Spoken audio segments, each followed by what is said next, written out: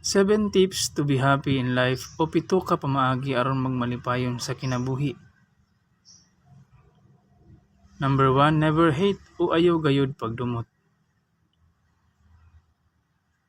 Ang Mateo Kapitulo 5, versikulo 43 hangtod 44 nag-ingon, kamo nakadungog na nga giingon higugmaa ang imong silingan ug dumti ang imong kaaway.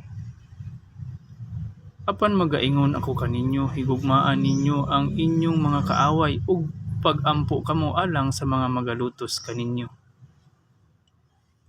Ug ang Lucas Kapitulo 6, versikulo 27 nag-ingon,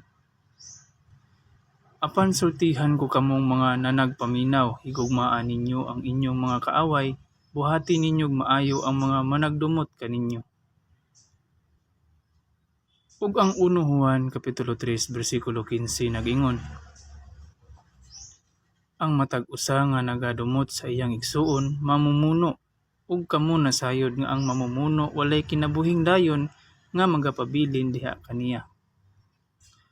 Ug ang 1 Juan Kapitulo 4, versikulo 20 nag-ingon,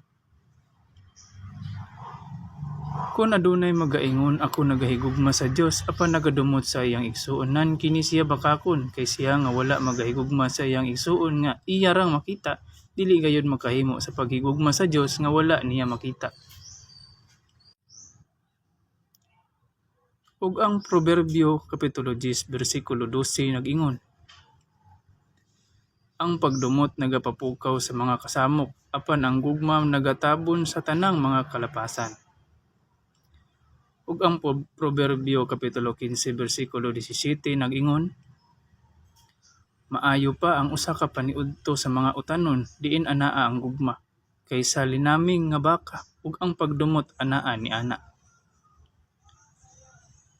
Mao kini ang una sa 7 ka mga pamaagi aron magmalipayon sa kinabuhi.